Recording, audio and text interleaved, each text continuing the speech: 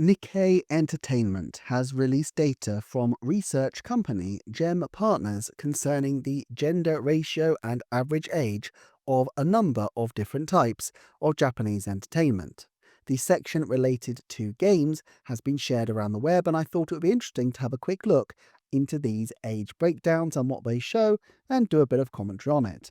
This appears to be a Japan-centric data source, and while the research base is fairly large, 180,000 people, obviously the numbers individually playing any of these games may be relatively low, and this might affect the reliability of the data to some degree. Still, it's a large enough sample size to be really solid data as a general guide at least. First up, on average, the age of all of video game players is given as 30 years old, and with a 75-25 split of male versus female gamers. This presumably indicates the number of games played, but I wonder whether on hours played the gender ratio might be more even, given that a lot of the genres which trend female involve much longer experiences. It's also nice that there are games which trend strongly towards one gender or another, with a 99-1 split on esports and a 5-95 split on Ensemble Stars, a Japanese gacha game with a music theme. Obviously, the focus of this video will be the Nintendo franchises, but there are some interesting things to note from the other franchises as well. Of these series listed, Dragon Quest and Final Fantasy skew the oldest at 42 years old, along with Puzzle offering Disney Tsum Tsum. What's interesting is that two of these feel like they are targeting younger audiences. Now, obviously, having an aging audience could be problematic, but in many respects, it's a function of the enduring success of these series that the existing audience carries on, and as they age, it's natural that this draws the average inexorably up, even if new people do get into the series at a younger point as well. The summary also suggests that the shooter games are similar not just in age, but gender ratio profile, with it noting that Valorant, Fortnite, and Apex all have a combined ratio of 85-15 male to female. It also notes the surfeit of mobile games that skew younger, but I suspect this may be a matter of the kind of audience.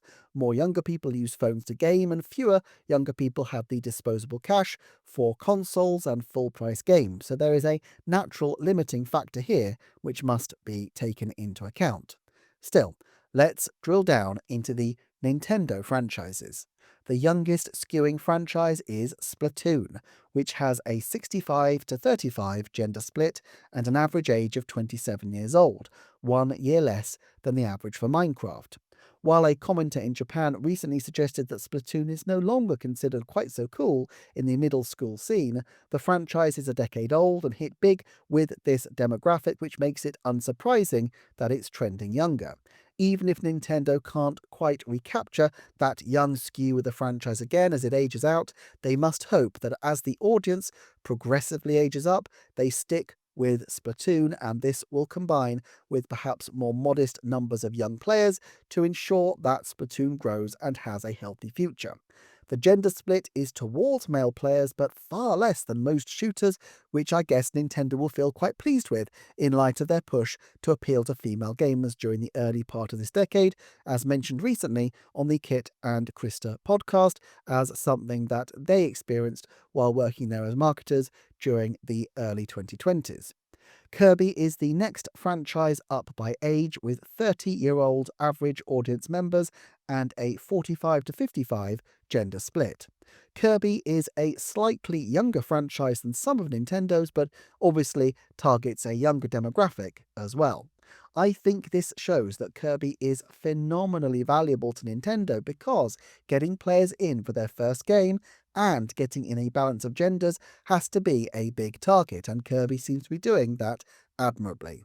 The next two are Mario and Pokemon, both with an average age of 32 years old and a split of 70-30 for Mario and 60-40 for Pokemon. I think Nintendo will be especially pleased with the Mario numbers, given that the series does have a large older fan base, and so they're evidently doing an excellent job of marketing to these younger players, including now with the My Mario line focused on babies.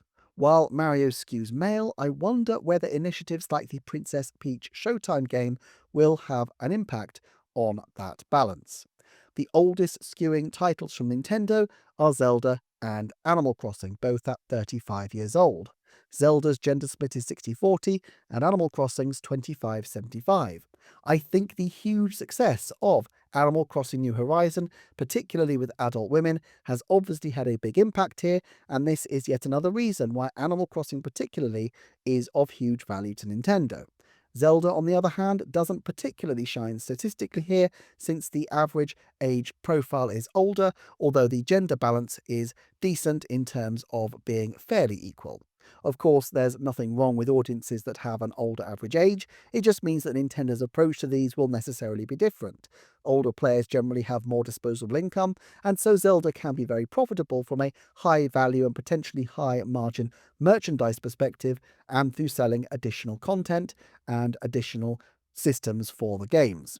Now, Nintendo will have more precise audience segmentation than is provided in this research. I have a separate video on stats that we will never see, but that I would love to get my hands on. But one interesting one would be to see how evenly or unevenly distributed the age ranges are between different franchises. For example, with Final Fantasy, my guess is that a huge number of the people came aboard with Final Fantasy VII, which was a mega-ton hit, especially in Japan. And while there have been huge selling Final Fantasy games since, I suspect that age band may still be significantly large in terms of the overall profile of different Final Fantasy fans. What about Zelda though? Is there a large enough number of relatively young people who came aboard with Breath of the Wild, or did it manage to engage all ages from the off? I'm making the assumption that generally people discover games young, so younger audiences will tend to age with the franchises, which might not always be true, but generally seems to be the case. So what are the gaps that Nintendo need to look at? I think Nintendo could still do with a much stronger offering for women and girls. It's all very well getting them to buy Animal Crossing and a Switch Lite, but if they don't then go on to purchase many other games, it's a bit of a Pyrrhic victory for them.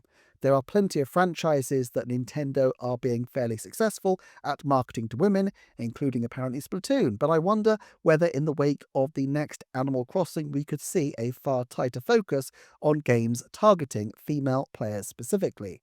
Perhaps another Style Savvy or another Princess Peach entry. It also seems to me that they will desperately want to recreate the effect of Splatoon in terms of creating mass appeal for younger players in a new game. But this is really tricky, as most of these kinds of titles are on mobile. This makes sense of the attempt to bring a number of franchises to mobile, and it seems like Pikmin at least found favour in Japan from the promotion of titles like Pikmin Bloom.